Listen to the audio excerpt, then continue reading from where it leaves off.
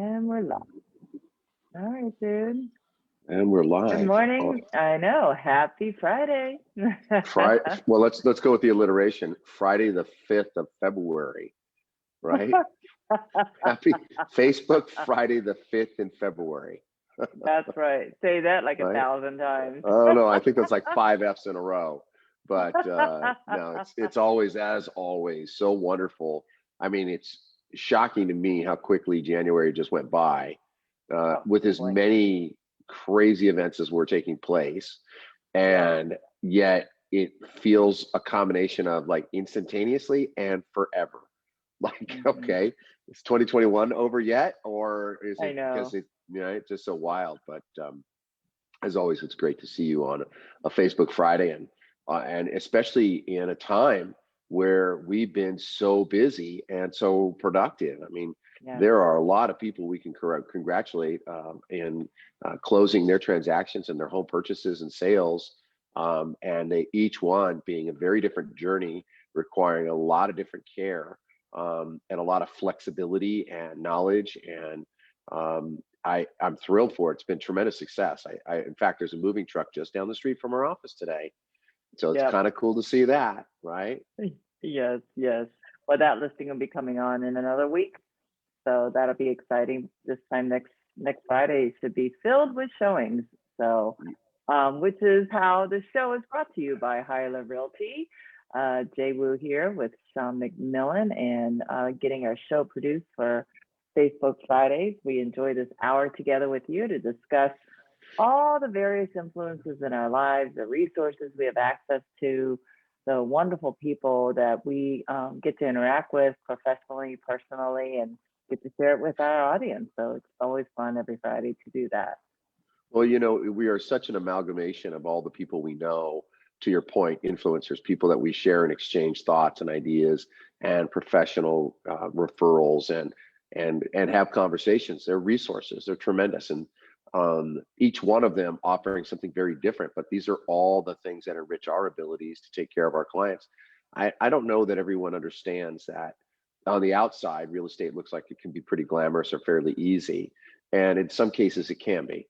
But when you're really a tried and true professional, you run into situations all the time that require real dexterity, real flexibility, and sometimes very critical and quick thinking.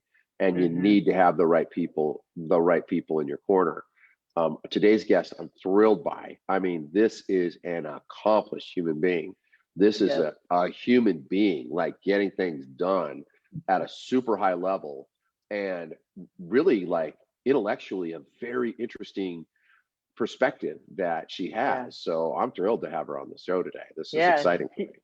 She's the mega woman. So today we have on our show, which is Rebecca Zung, one of U.S. News and World Report's best lawyers in America. She's like the number 1% of lawyers in the country. And she's also a best-selling author and a narcissism negotiation expert. So get all of that. I mean, that's pretty amazing. That was its own little tongue-tied. It is, her accolades really just begin the story. And so let's bring her in. Let's have a conversation. What I love though is that Rebecca is like one of my soul sisters. Hey Rebecca, welcome to the show. Thank you so much for having me. What's that? Hope your ears were burning. We're just talking about how accomplished and stunning you are. You really have an amazing accomplishment under your belt, and so much more to go. But most importantly, I have to say, when I first met you, we're all like raising our hand. Who's had the Asian father, blah, blah, blah. We're It was like, there's my soul family right over there. It was like the little Asian section. Kindred spirits, understanding, right? Trial by fire. Like, how did we grow up? And what's this mentality? And, I would have to say, some could consider it a formula, because I'm looking at a couple of Wonder Women, like people that get things done. Well, Rebecca, I just love your story of how you got to being a narcissism negotiation expert, best-selling author, and one of the super lawyer, number one top attorney in the 1%. country in family law. And But you have an interesting story because you didn't start out in law. I mean, you went a different path when you were younger. Tell us a little bit about that story, your rebellion, Yeah, right? my rebellion. This is what happens when, so my dad was Chinese, he's a doctor, my mom's German, and so I Oh graduated my second God, in my class. Yeah, that is some combination right there. I Holy know. smokes. I always say I have no fun genes whatsoever. So I But you work got some work hard, and very determination. organized. Yeah. So, so I graduated second in my class from high school, and then I just was like burnt out, and I just felt like the control of my dad, who, certainly always wanted the best for me, but he was very much, the ruler of the roost, And so my version of rebelling was getting married at 19, dropping out of college, and I had 3 kids by the time I was 22. And Whoa. 3 by the time you were 22. I had one a year. I had my first one when I was 20, and then they're all a year apart. So the first 3. And then I got divorced. I had finished college when they were like 3, 4, and 5, and I was teaching for a little while. And we moved to Florida. And, then the marriage fell apart. I mean, it was really kind of not the right thing from the beginning. But I went back to law school with the kids when, they were little, and I was teaching during the day, and I went to University of Miami at night.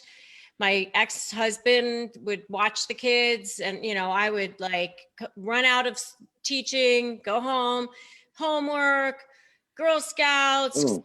soccer, baseball, dinner, and then go to law school from 7 to Oh, 10. And then I would study till like 2 in the morning. I'm And exhausted listening to that. I Holy did it smokes. in 3 years. And Wow. yeah. Wow. And I graduated with honors, and I was on law review, and but it was all, I always say it was more like the fear of, how in the hell am I going to pay back these student loans on my teacher's salary? I need to make sure that I finish, So that was, that I got a job with a woman who was actually also half Chinese and but further along on the continuum than I was. And so she hired me, and she happened to be one of the top family law attorneys in the state. And that's really kind of how I got started with all of it. Wow. Yeah, I That's hadn't planned on amazing. being a divorce lawyer. Um, and I'm fortunate enough now to have gone full circle, and I don't even really practice anymore. I'm But still a partner at a firm, but it's super interesting to me because your life experience made you uniquely prepared to have those kinds of conversations with people because you knew what it was like to put the world on your shoulder and to totally. run. That pressure was already there from the day you were born until you left your father's home, and you're like, I'm going to do it my way. And life said, oh, hey, here's your way. What do you think? And you're like, oh man, now I got to go. But in all fairness, perhaps some of that genetic tree and all the things that you were raised with gave you that strength in your spine to get to it and start just handling. I mean, that's a massive load. I listen to people and they talk about where they are in life and their struggles and journeys, and I go, you can do it. I mean, to listen to what your story is, Rebecca, that's a monumental accomplishment. There is nothing less than magnificence about your transformation from situation A and getting yourself over to this other place to start to liberate yourself. What empowerment. So thank you for Yeah. just being a morning inspiration for that part alone. Thank you. Well, I mean, to me, it was like, I want to put food on my kids' table and a roof over their heads, and I'm not doing it on $26,000 a year over here. I got to do something because that's what I was making as a teacher. Well, we could have a long conversation about the injustice of compensation for teachers. That's a whole other ballgame, Yeah. right? No kidding. But the fact that you also, on top of all of that, Rebecca, you had young children. I mean, as a working mother, I'm telling you, I know what that entails. And to have 3 of them, you're so outnumbered. I mean, Yeah, we all grew up together. I tell them that all the time. But you know, Aw. I'm happily remarried. I should add like the little PS. I met my husband in law school. We've been married 20 years and we have an Oh, 18-year-old daughter together. Oh, My 18-year-old just is the one that just started UC Davis. So, um, wow. yeah. And we just celebrated 20 years in October, married. We've been together like 23. Wow. See, so when it's right, it's lasting, right? Yeah. Oh, that's so great. I'm a byproduct of that as well. You know, sometimes like if it's when it doesn't work the first time, you take a lot of the life lessons and you apply them going forward, and you also change your standards, things you're willing to accept or not accept. And I too benefit from that same thing. I think we're going to celebrate our 22nd anniversary on Sunday, Oh, and Wow. which I'm congratulations. thrilled about. And I don't Yeah, even want well, to you start the hit it out of the calculus. park with Jill. That's for darn sure. Yeah, no, I win. I win. My wife, Rebecca, is a gourmet chef. I mean, she's like phenomenal, and Amazing. she can do that. She just is incredibly organized. So I look at everybody else, and I'm like, I tell my kids, trust me, you have no idea how fortunate you are. I mean, I learned to love grandma's casserole, but that was a learning curve, right?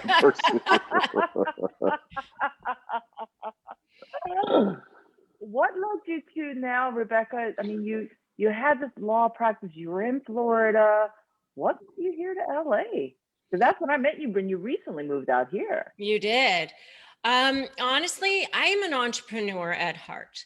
And I'm a creator and I loved creating the business. I loved building the practice. And I had set out to have the top family law practice in Southwest Florida. And, you know, I had all these goals and dreams and visions about where I wanted to go financially and everywhere else. And once I hit all of those things, and it was what I was in what I call gerbil wheel phase, where it was just like, Right? Yeah, we all know it. yeah, You know? I was like, this is not speaking to my soul at all anymore. I'm so tired of this. I'm tired of, you know, pissed off clients, dealing with staff issues. I had this massive, huge staff. Plus, you know, the building. So it was like the AC is out. We live in Florida. This is sucking really bad. I have to deal with it. Um, and my daughter, who was just starting high school, and I was like, I need to have breathing room. I want to spend more time with my daughter. I really want to do other things in my life. I don't want to sit here and just do people's divorces for the next 25 years or whatever. What else do I have in my life? And I thought, there's no way I'm carving out time with this practice. It just was not happening.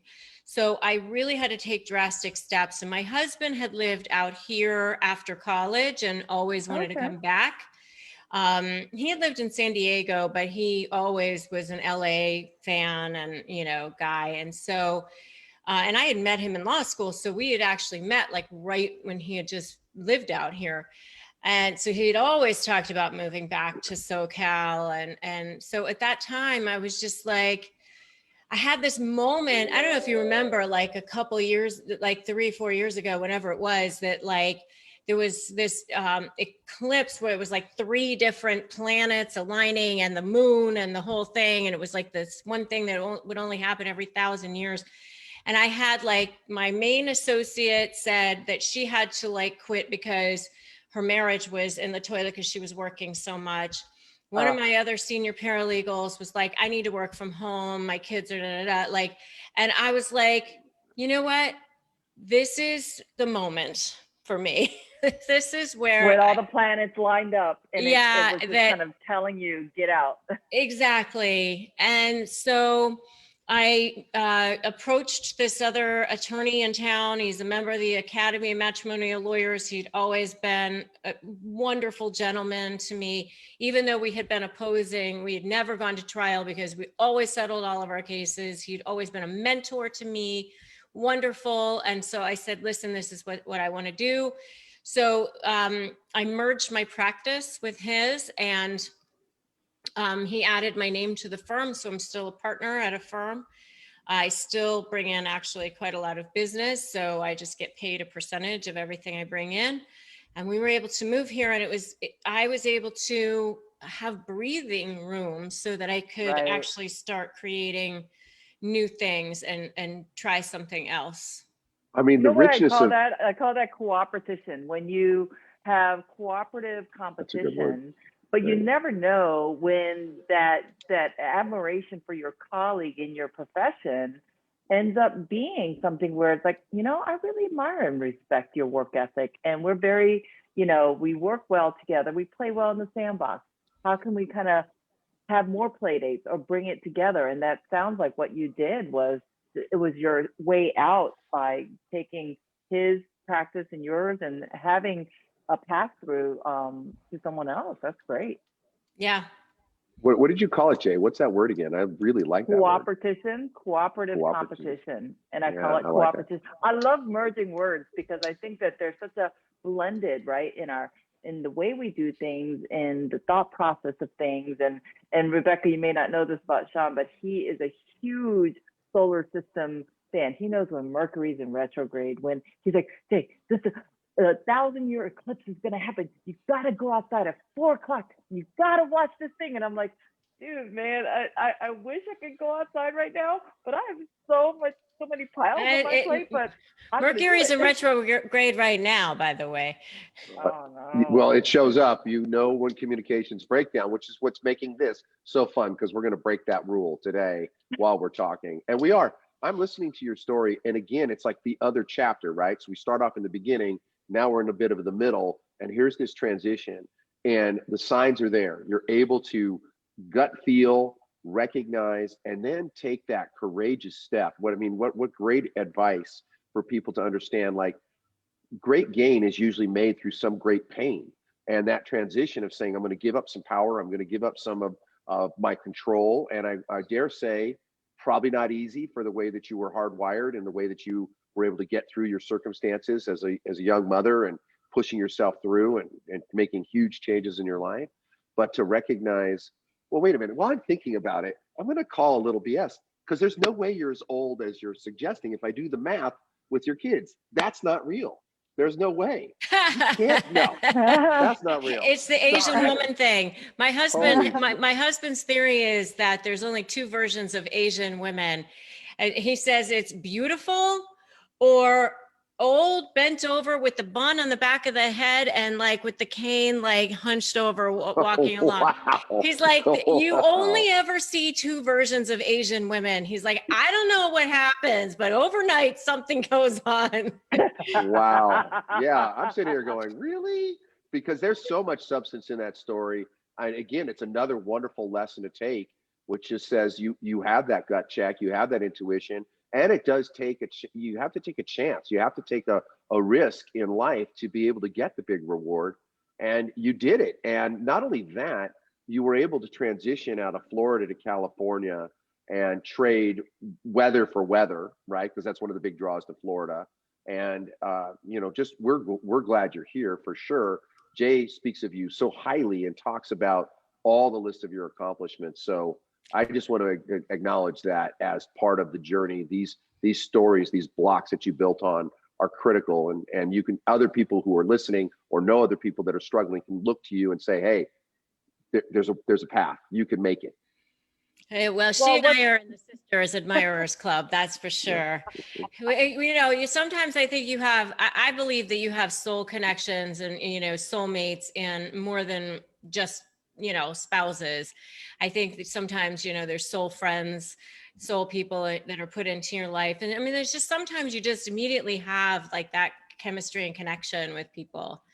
Yeah, exactly. Well, that's the thing, is that when something, you just said, this isn't working for me, I'm leaving. I'm going to change this. And I want to have, and that's hard for people though, Rebecca, is to stop, look around and think, this isn't working for me. I need to make a change. I actually had, there was a lawyer who it was in the area that called my partner, the guy that I merged with, and asked him if I had cancer, if I was sick or something, like, because why would I give up my practice? Right, right. And I had But to so many laugh because I lawyers, was right, you like, have no life, right? I mean, when you're nobody a would think that I lawyer, would walk away with that from that because it was a very, very successful and lucrative practice. But right. there were things that are more important to me. And you know what? I'm like impacting people all over the world now with my YouTube videos and the other things that I'm doing. So it's actually so much more gratifying as a soul, and also um, so much more the lifestyle for me is so much better. And I actually love every part of my day. I love talking to you guys. I love creating the videos. I love creating the content. I love talking to people and empowering them. I do some one-on-one sessions, but you know, all of it is like stuff I love. I don't Yeah. have to do anything that I don't love doing anymore, which is so amazing. So how can Liberating people for find sure. your YouTube channel? What is the channel if people wanted Oh, to? it's just my name. So, but if they put in negotiating with a narcissist, I'm like the only one who talks about it. Which is kind of an interesting thing, is they say 1 in 3 are narcissists, or I was maybe, gonna say, yeah. And I'm right? definitely the only one that's talking about it for now. Once people start seeing my success, I'm sure there'll be, you know, copycats out there, but it's just youtube.com/Rebecca Zung. And they, you know, please come subscribe. And I have a free crush my negotiation prep worksheet for people as well, which they can just go to winmynegotiation.com and grab. That's the URL, winmynegotiation.com. And how You do you know, even get into this slaying of narcissists? I mean, this is, and I think you have an acronym for slay, right? SLAY, yeah. SLAY stands for strategy, leverage, anticipate what they're going to do and be 2 steps ahead of them, and focusing on you, your case, and your position. So I have been talking about negotiation for years. Right. You know, years ago when I first started my practice, or I wanted to develop a practice, I knew nobody wanted to hear about divorce stuff. So I needed to figure out something to talk about to pitch myself to Rotary clubs or whatever to try to build my practice. And so I came up with this talk on negotiation. And so I've been doing this talk for like 17 years. And I was the keynote speaker for the American Bar Association. I wrote the book, Negotiate Like You Matter, last year. Robert Shapiro wrote the foreword for it. So I've been talking about negotiation's been in my wheelhouse for a long time. But the narcissism piece actually came because somebody had recommended a book to me called The Covert Passive Aggressive Narcissist. And so I started reading it, and I realized that 2 of the people that were in my life, not my husband, I always have to say not my husband. So right, No, right. because my he's poor totally husband not. doesn't Qualify. think He's No, that, he's still there, right? no, yeah, I it's met not him. He is him. totally not that. No, not Totally at not. all. Yes, Jay knows my No. husband. It's not my husband. It's you know, it's 2 other people, like a business partner and a extended family member. And I realized, oh my God, I've been targeted and dealing with these people that are actually covert narcissists. So I started to realize I can actually take my knowledge of narcissism, because I started reading all these books on it, and apply what I know about negotiating to that personality type. And I actually started to see movement in people's cases, and I realized I was onto something there. So that's how it So, happened. so when would you help define that? We've all heard the term. We all know what narcissism is to a degree, but how do you perceive it now through this lens and what you've studied, and how do you apply it specifically, or not to give weird trade secrets, but maybe just a little taste? Oh So no, people yeah. I mean, I believe that, you know, the more information I put out there, the more people recognize my authority in love it, that. and, you know, start Love coming to that. my stuff. So basically what a narcissist is really sort of like the most insecure person on the planet. These are people who have no inner sense of value. They have to derive all of their value from the external. And so it can show up in terms of, yeah, I want to be attached to this prestigious person, or I want to be, adulated or all of that, those kinds of things. But it also shows up in deriding people, debasing people, degrading people, controlling people, intimidating them. So all of that sort of thing and all of that feeds their ego is called narcissistic supply. That's the term that's used for it. Basically anything that feeds their ego, it's their food, their lifeblood, their oxygen. It's what they prey on it. Like, lions out in the Serengeti on the gazelle, like, there's a good piece of prey for me. And they have no sense of compassion for others. They can't feel empathy for others because it's just like being in scarcity mode, like at the most extreme degree, because they just feel a sense of survival. Like if I give anything to the other person, then somehow it takes away from me. And so that's what you're dealing with. So to negotiate with them, the real key is in creating a strategy and leverage that's going to, what I call, ethically manipulate the manipulator. Basically, you have to threaten a source of narcissistic supply that's going to be more important for that narcissist to keep than the supply that they get from making you miserable and jerking you around and intimidating you. So normally a diamond level supply for a narcissist is going to be how they look to the world, how they look to the community, that, the face of it, right? How they look to people they respect, judges, maybe employees, employers, coworkers, it could be neighbors, friends, whatever. But putting together leverage that basically kind of says, listen, you want to let go of the supply of jerking me around. Otherwise, it's not probably going to go the way you want it to. And, I call it ethically manipulating the manipulator because that's a lot of what you have to do. Right. Yeah, No, yeah. you can see that, especially when you talk about percentage-wise. The estimate is that essentially 33% of the population are living in some form of state of narcissism. And it's reasonable to understand. There are so many standards and so much without a lot of love and nurture or strength or support. Young children can become very insecure, right? They can become, where are the borders? Where do we begin? Where do I end? And where do my parents put me first and foremost? And that's not always the case. So we have, a lot of people that struggle with this, where do I belong kind of thing. And then they find these, to your point, this narcissistic supply, right? It's just like, okay, I can feed this. I'm going to bring the outside in to build myself up. And often I use it, I see it most often, I think, when people kind of put down other people to build themselves up. So Totally. it's pretty common to see. That's definitely one of the ways that they do it, for sure. And, I just to your point, though, a lot of people are, empaths, empathic people.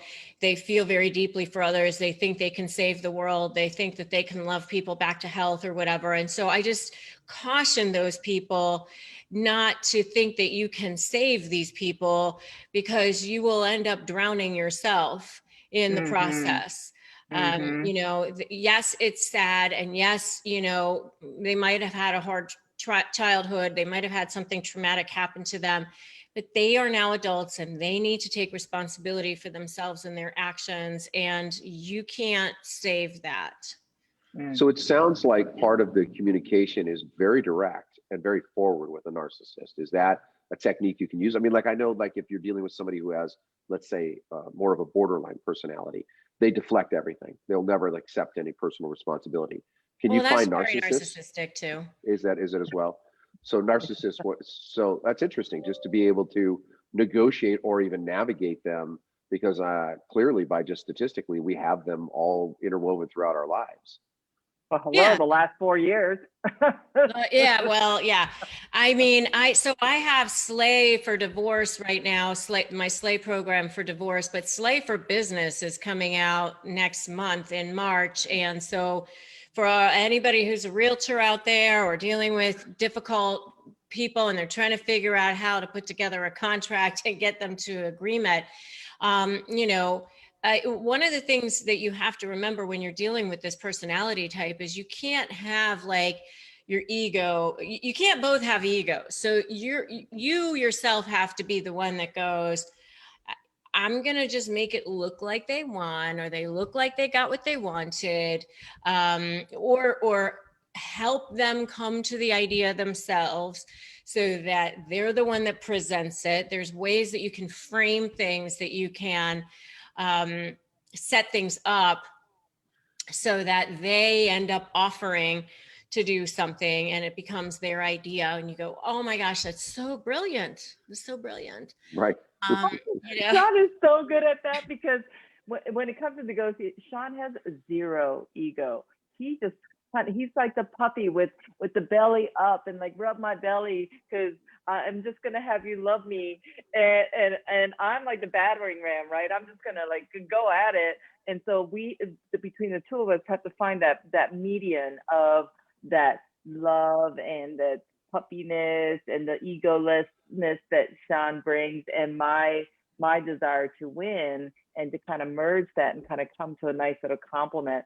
But Sean is the king of, helping other people feel like they came up with the idea they want. And that's good, and like another technique is what I call bartering, which is provide value for value, which is like, I always use the example for divorcing people, like, can you take Johnny to basketball practice? You are so much better at playing and coaching the game than I am.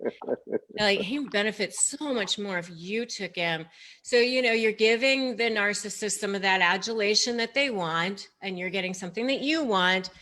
They're taking the kid to basketball practice and they're going to help them, so it's like kind of figuring out, it's like kind of figuring out ways that you can ethically manipulate the situation, because otherwise, for most people, they think if you're a reasonable person, you think, well, let's just come to a reasonable conclusion. Right. There'll be a give and take. Well, the Correct. narcissist takes and the rest of us gives, right? So. Correct. But what you don't realize is that they're not looking for a resolution. They're looking to use the situation to control and intimidate the person. And if that's the case, then you'll never see a resolution. They'll constantly move the goalposts. Like you think you're close, and then it's like they'll agree to this part, but not that part, or even something that they'd agreed upon. Now that's no longer on the table because of something that you did, you waited too long, whatever it is. And you're trying to catch a wave and pin it down, and you're never going to get there because you don't realize that what you're doing is actually feeding their need for narcissistic supply. Right. That makes a huge amount of sense, especially because we've all experienced that. There's a deflection and the goalpost moving. Okay, we satisfied this, we satisfied that, we satisfied this. And yet, oh, wait a minute, we're not in an agreement. We're not here. No, I need this, that, and you did this or that. We must have heard that 1,000 times. I try to kind of channel a really Zen, like, I'm just going to be the cloud that envelops you, right? I'm just going to come all around you in all directions. I'm going to find a way to love you. Now, I'm not going to rescue you. I'm just going to love you for all your imperfections and accept that this is who and what you are, and help try to just give you information so you can come to that conclusion, on your own, because that has to be your idea. It has to fire in your neurons. That's what I find in that personality type. And what's cool about it is I have like an ice cutter, and that's Jay. She's going right to the goal, and it's quick, it's efficient, it's honest, it always holds integrity, it's always putting others first. So Jay's ethic and her professionalism do that, and then I can kind of come around and say, okay, well, there's maybe a little collateral damage, but I'll have to put those pieces back together so that you feel whole, but we get to the end result. And it's just listening to what you have to say, Rebecca. I'm kind of visualizing that, wow, that's kind of the beauty of the partnership I have, because we do offer people kind of two different schools that are so diverse that it kind of encompasses a lot of option for those personality types. That's great. So true. So you have another book coming out, or is this the negotiation for business? Is that like another show? Not a new book yet. Maybe hopefully in the future, but no, Slay for Business is coming out in March, and that will be for anybody who's dealing with, and I call it slay your negotiation with a narcissist in business, but it doesn't even have to necessarily be a narcissist. Like, they don't have to be, diagnosed under the DSM-5 as a narcissist, they could just be a jackass, and like, but you still want to be Don't able feel to that. like control the dialogue and feel like you're not being used and abused and beat up all the time, right? It just sucks all the life out of you and it makes it not fun. No, that's so true. Well, now that you have such a successful business, Rebecca, in helping people all around the world, like what's next for you? I mean, you've been on this path. You've been on so many shows. You're millions of views on YouTube. I mean, you've put your knowledge out into the world and sharing it every day. It's like pretty tremendous. Yeah. Things I want to do down the road are have a SLAY certification program for lawyers and mediators so that people can know that this lawyer understands narcissism, understands how to deal with difficult Oh, personalities. that's a great idea. So I want to have a SLAY certification program and have a network of attorneys all over the world who are part of that. And then the hand-in-hand piece of that is that I'm also working on setting up a nonprofit for people to have access to legal fees for people who can't afford lawyers. Lawyers are still very much something that are a luxury for people who actually have money. And so it makes the system very inequitable a lot of times. And so I want to, and there's really no good, like there's some legal aid in some places, but it's very limited on what they can get aid for. And the legal aid attorneys are usually very beleaguered and overworked. And so I'd like to have an overall nonprofit for people all over the world to be able to get access to legal fees. And then, we would use the fees for people who are in our network because we know that they're good and we've vetted them and we know that we can trust them. So Wow. that's the long game for me, is helping people, use I'm slack-jawed. I'm literally slack-jawed because here you are, I'm looking at it going, okay, COVID times, and with all the pressure and the economic stress and all the things that that trigger divorces, this is probably a very fertile ground for a lot of people making changes personally. And you're saying like, look, I'm recognizing that I'm not going to go there. I've transitioned past this. I'm going to go to a place where I can really teach people how to use the skill sets that I honed over my 20 plus year career. And not only am I going to do that, I'm going to certify you. So if you get, Rebecca's certification, we know the level of skills that you have. It's a baseline, which is tremendous. And then to go to the philanthropic and to say, nope, actually, it's not going to be about me at all. It's going to be about what I can gather as resources for a public that desperately needs it. I think of the causes of homelessness, and I think of the causes of crime and family strife and divorce and situations that are not amenable or agreeable or abusive are often a trigger that cause people to make bad decisions and do things that are detrimental to others. So to have a real resource of a qualified advisor and a lawyer to guide you through it, because the legal stuff is so exhausting. I mean, and expensive. and super expensive. I mean, the family law industry doesn't have the best reputation for wanting to solve the problem right away. I mean, it's kind of been often maligned that, okay, well, we'll negotiate and it takes time. And it's such a cliche, especially in a city like Los Angeles with like Beverly Hills and Bel Air and these baronial wealth situations. And you hear it all the time where, they're not getting to an agreement 2 or 3 years later. And you're like, well, a lot of times, what? and this is what I tell people all the time. I mean, they will reach out to me. I get over 100. I have 2 girls right now. All they do is respond to my emails and DMs all day long now because I can't keep up with them. Wow. But people all day long are saying, I just need a good lawyer. I just need a good lawyer. I just need a good lawyer. And I'm like, 99% of lawyers do not understand narcissism. And so in my new updated version of my SLAY for Divorce program, I've actually included a 5-page packet that I call it the Make My Lawyer My Ally packet. And it's actually a packet for the lawyer. Like, here you go. Here's the basics of a narcissistic personality. Here's how they respond in litigation. Here's how they act in, why you can't get this thing settled, why the goalposts constantly get moved. And then I have a whole do's and don'ts section in that packet for the lawyer because of the exact same reason. Like, why are people out there, they've spent $200,000, $300,000, $400,000 or more, and years later, and they're nowhere? Because the narcissist is getting supply from keeping that thing going. Of course, that makes Right. total sense. Yep, that's it. There it is. That's the formula. It's like makes what so you're much sense. doing though, Rebecca, is like the epitome of if you see something, do something. And what you're pretty much saying is, I've seen the narcissist. I've seen how that goes. Here is something as a tool to help just millions of people not have to go through that pain. So what you're really doing is trying to minimize the pain that the 2/3 of the world have to go through, combating the 1/3 if they're in a position where they have to combat them or get out of a certain situation. So what a gift. What a gift that you're sharing that knowledge, and you've fed the mental capital, you're sharing it with the people, the relationship capital, and for them as well as for you, the financial capital will always follow. So kudos.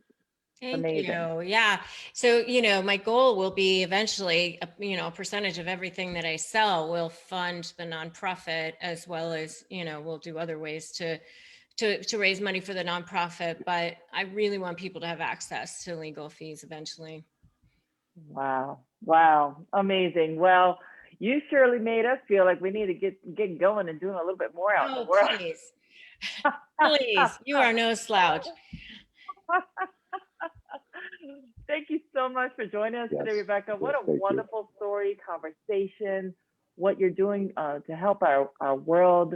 You're a tremendous human being and powerful and strong and stunning. And thank you so much for sharing your morning with us. Thank you both for having me. It's been my honor. No, it's a pleasure. Thank you very much. I'm going to give you the virtual hug. Yes, Dr. Harry said the virtual hug. This is how he says on the Zooms now. He does the hugs this way. I know. Oh, yeah. It's like virtual hug. I haven't been able to be in Jay's actual physical space in almost a year. That's crazy. Hey, at least we had the shebang, and we all said yes when we had that opportunity. So we didn't scoff on the times that we had, and we always dove in. So at least we did that. Totally. And those to come again. Let's just get vaccinated. Definitely. All right, my love. I'll talk to you later. Thank you so much. Thank you. Bye. Bye. Wow. Amazing. Yeah, truly, like so accomplished and so much to give, so much to share. An interesting journey that you share so many similarities with, and knowing a portion of that in your youth and kind of growing up with that really dogmatic, strong father who probably was fairly overbearing all the time. And okay, I'm going to change my circumstances. And yet, in its own way, it was like, there's a song by Johnny Cash, A Boy Named Sue. And the whole idea of the father that knew he wasn't going to be there in the kid's life named him Sue because it was going to make him tough and put some grit in his, in him. And because he had to fight his way through life, because life is a lot about learning how to maneuver and to fend for yourself and advocate. And when both of you ladies made these changes, like, you know what, I'm going to go do my own thing, make my own changes. And literally, like, the transformation took you from like the pupae state of like the butterfly in the chrysalis, and then just became this beautiful butterfly who literally on your own shoulders transformed and brought your family here to Southern California and a whole new life, and then the prosperity. And I could see it in the same story with Rebecca. She has the exact same story at some level, different variants to it, and certainly different steps. But it is something I always draw upon when I'm talking to youth that are troubled and not knowing how to launch or where to go, because it's very common right now for people to struggle, like, where's my place in the world? Actually, in fact, it was interesting, JB, your sister, who is a most excellent support person for us, mentioned that in her own daughter, who's a wonderful young lady, Kathleen, who I've met, think the world of, with the best of ethics and intent and critical thinking, smart person, and saying, okay, well, she knows that to get a job and a little traction in her career, she needs to kind of work through familiar veins, because it's hard, right? It's hard to start. And so I think there's something about, the path that you've blazed and then bringing people along with you. And that's Mhm. kind of what I see here too. And I see it in Rebecca clearly, where not only has she achieved this level in her family law, which probably came at a really big price. I mean, it's clearly what you heard her say.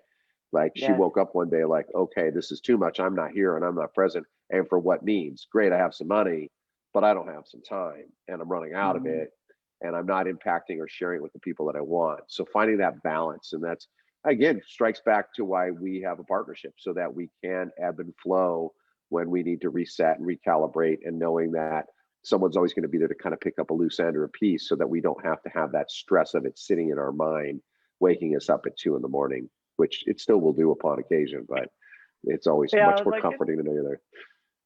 that's true. That's so true. I mean, we're not Right. living through it alone. Yes, we do still stress through.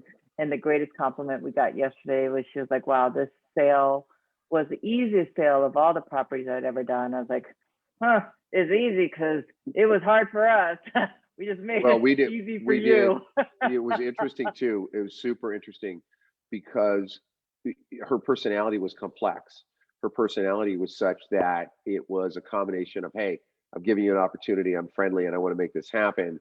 And then there were some real hard stops that were like, whoa, a little bit, you take it back. Like, where's your willingness begin and where does it end? Well, she had some clear boundaries, and they weren't the norm. They weren't what we always deal with. I mean, most normally Right. she would stop at certain levels, and we were like, okay, that's not going to be a problem. We'll just pick up the pieces. We are going to go where other people don't go to get things done. As long as it's legal and ethical, we're going to make that extra effort. And Mhm. at the very end, we identified the supply for her where she needed to be fed and understood and supported. To borrow a page from our guest, where we could understand, like, okay, well, let's clean up this part because it's a struggle, it's an overwhelm for you. I mean, all right, whatever, it's our business, it's what we do. And again, I love to share with people the business of real estate, the marketing it, the technical part. Once that's systematized, it's actually pretty easy, that part of it. Writing descriptors and doing it right and sequencing requires skill. Don't I'm not trying to undersell that, but the real complexity is in the negotiation, right, with people, and getting them to come to an agreement and a reasonable understanding. And they have to come to those conclusions themselves for them to have buy-in. And I think a lot of our responsibility is doing the diligence, the backtrack, the work behind them, giving them the support of resources so that they can formulate these ideas, because it's not what they do every day, it's what we do every day. And then they can go, oh, I see that. And once they see it, it's a path that they can take. And I think that was true with our seller. And for her to give us that compliment, that was like giving us both hugs, because you and I both know that that was not a particularly easy transaction in a lot of ways. We had a lot of things we had to overcome, and it came together, and we identified this was the right situation, and we worked hard to continually put pressure. And really, it was a nice joint effort. I'm super proud of that particular one. But we Yeah. have a number of them. And it's really like, we just need to thank our viewers and continue to ask them for more, because we got a lot of good things that are happening, that deals that are. I've got the property down in Mid City, South LA, that's going to close today. So Congrats congratulations, on that. Yeah. Maura McCoy. And that was actually a super smooth second house we showed them. Boom. And negotiated through 6 offers to be the prevailing one. We had a weird call last night, funded the loan, ready to close. Oh, wait, the city's coming out, sending an inspector to check on some unpermitted work. Oh, What? what? Hold on a second. Do we need Hold to up. cancel? Wait a Do we? minute. Yeah. Hold up. Yeah. Because that's appropriate to the neighborhood, by the way, because that's exactly where Snoop Dogg grew up. So it's kind of cool. But what's interesting about that was that the other agent, because we had developed such rapport, he and I and the escrow officer came up with and actually his broker, we had a solution, which is like, look, the seller actually is going to forego receiving their proceeds until the city report comes out. They understand what the permitted work needs to be completed, because they had open permits, by the way, long before the current owner's tenure, but they're open Oh, wow. permits. And the 9A Right. report triggered it, right? The 9A report caused the city to review, hey, there's an open permit here and an open permit there. So the city inspector will be there today. The seller's proceeds, which are significant, are going to sit in the escrow account, will not be released until we understand what the budget is. We get the bill, the estimates for the work to be done, and then that money's going to be held in escrow, whatever that amount is, plus 0.25%, until the work is completed. So the buyer ends up with a completely permitted property without any more doubt or frustration. So it was definitely a win, but it was also a solution. But at 5:30 at night, that's like, what? Okay, my brain is starting to just downshift a little bit. I'm going to have a little meal time. I'm going to be with family. And now I've got to spark up a whole new, but that's the other thing too. The biorhythm are businesses that we can have gaps through the course of a day, though we don't seem to have many of them. And then all of a sudden you get a frenzied time, and it's usually when people have time to surface. Anyway, just the added complexity of what we deal with. And I love the viewers to know that it may look like it's easy and wonderful, but there's a lot of effort always taking place. Yeah, I was on the road for most of yesterday, out looking at properties from, Studio City to Encino to Santa Monica. So you were in and your, then you put some miles in. Yeah, well, and then also to then like look at all the emails and so forth, and try in between to respond to everything. So the great thing is it's definitely a boatload of activity, but there are scenarios like that, just like on the Western Charter sale, the single family here. I mean, until that seller gives the final sign off on that permit, and we did weeks of permit research on that property to ensure how to move a power line, how to make sure that the ADU was, permitted, and it still, city was so delayed because of workers being out for COVID, they were sick, etc. It causes an extra layer of time delay on things, and the unintended consequences of people being out and the delays, and then it upsurge. And then with every new year, what our viewers may not know is that there are a whole new, I think 2019 and 2020, there are like 240 new codes that got added to the construction laws and building laws. So every year, the reason that things are constantly shifting is because the codes get changed, reversed, added, updated, and the requirements to close on a new construction, close on an existing structure, to close on state compliance laws for retrofit, gas seismic shutoff, water heater strapping, so forth. If it's been more than 5 years since you've bought or sold a property, everything has changed already anyway. So to keep up with all of those nuances and changes, it's a constant looking at all the little details, making sure that the time sequence is there. And then if something is to arise, having the experience to protect our client and make sure, hey, if it's a holdback, it's going to be a holdback. If it has to be this, it has to be that. And money talks. It really does talk. And the only way that the other side is going to get their money is if they do everything they're supposed to do. You do what you say you're going to do. We don't trust you until it gets done. So, and that's all there is to it. They're not getting away with it. They're not going to get away with it not doing it. No, they're not. Well, it's interesting too, because the technology or to your point, the rules and the structures are changing and they evolve, and we have to be sharp and always paying attention to it. I was thinking about a sale I saw recently, and I knew the realtor that made the sale to the buyer. I was familiar with the buyer's the property the buyer was acquiring, and I thought to myself, but I don't know that broker knew to disclose that particular section of the city is slated to be rezoned and changed.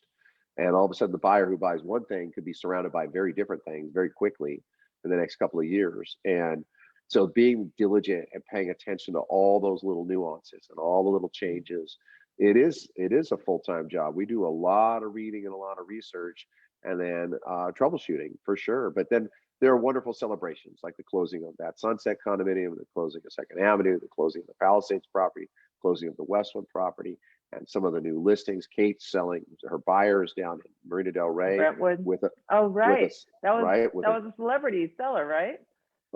Yeah, kind of one of my super celebrities. I love that particular actress. I was like, wow, oh, Kate, you shouldn't have told me. She's like, relax, tough guy. I never actually met the person. Okay, but it was like, wow, what a cool thing. That's an LA thing, right? We get that. That's one of the little perks we get. We get a lot of those kinds of interactions, which make it kind of fun and different and unusual and exciting.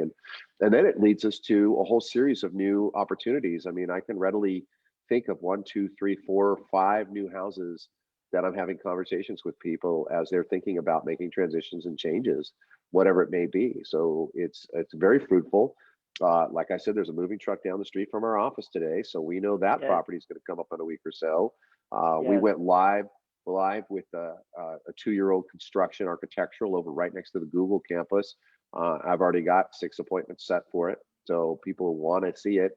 They got to wait till Valentine's Day almost, but it'll be exciting. It's got a lot of pressure on it, which I'm excited to Great. help, and it'll help move that forward. And it triggered another seller down the street. You might recall that other lease property that we had, that really beautiful single story down the way. Well, Yeah.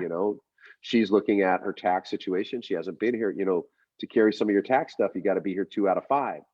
And Right. she's now approaching like, I haven't been here. So all of a sudden the tax structure changes, and it causes her to think, maybe I need to actually sell it because I'm not coming back per se, which is Wow. wonderful because it's a great listing. It's a great property. That house will sell. And another guy around the corner who said, hey, look, I'm not super happy with the situation with my kid and my ex-wife, and, same kind of thing. And he's like, what do you think? And I go, well, I know this minute, while the money's cheap, there's just crazy pressure. So I think you got to be ready to hold back the tide on this one around the corner from us down the street, because I expect a lot of action on it, hot and heavy. And it also tells you the importance to our clients, like, line yourself up. Let's get prepared, do stuff in advance. Whether you're going to sell a house, that got to give us some lead time to really coach you through and prepare the situation to optimize your result. And as a buyer, Optimize. That's the key right? word, is to optimize the result. And preparation, prior planning prevents piss poor performance, the 6 P's in life. And I grew up with that in high school. I don't know what it is about that statement. It was just like, and I love alliterations, as you know, but it's Yes, I do. really true. In any huge game, selling and buying the largest asset of your life, prior planning prevents piss poor performance. It's so true. The 6 P's in life. And I wish in some scenarios, could we have just talked 6 months prior? And not saying that you need 6 months to prepare, but there's different strategies of plotting and planning and discussions, and the stressor of time is kind of minimized. If you give yourself enough time, declutter an area or paint an area, or to move some things about, or even just to marinate it in your own mind and soul of what you're about to accomplish. It's not easy. If it was easy, everybody would do it every single day. Do you remember that property we sold? We sold this property maybe 4 or 5 years ago. Those clients bought up on the Mar Vista Hill, and I want to say it was Camden or Greenfield, and the house itself was a very good house, but the way that it had been laid out, even though the things were beautiful, there was a giant piano when you first walked in, and it just kind of crushed the room. And and when we had a professional come in and go, hey, alter this, do that, and then boom, the activity, right? So definitely preparation. And we do encourage, if you hear people, our viewership, if you hear people that are thinking of doing something and you just want to do them a favor and have the skills that we have together to consult with no pressure, no stress. It's just, hey, we're here, we'll give you the information. That philosophically, very much like Rebecca, let's give you the data, we'll give you the information, and then we'll see what you choose to do. But I tell you, they'll benefit from the experience, that's for sure. Absolutely. And that's the whole reason why we find that the time to just talk with people is the most crucial time, because you don't know what you don't know. Until you talk with a professional, you just don't know what you don't know. And this is what we do every day. And we love sharing our knowledge. We love talking about it. We love being a part of it. We love, we love protecting people. At the end of the day, it's about protecting people with the knowledge and the experience we've gained over 55 plus years of combined years of doing this, is to protect those from some of the strife that can happen with less experienced professionals, or I don't know, sometimes not even professionals, but I digress. It's the top of the hour, end of our show. Again, an amazing, spectacular guest. I tell you, it's every week I'm just fascinated with the stories and and what we get to unearth together. And you're just telling you, just love you so much, man. Here Love you too, to man. we got to gear up for a pretty crazy rest of today and this weekend. I think another Yeah, crazy week. there's a lot to be done. I'm gonna go show that duplex right now. I'm on my way. Have a wonderful, blessed day. We will be seeing each other several times through the course of the day, Jay. Have a Yes, wonderful one. Till then. absolutely.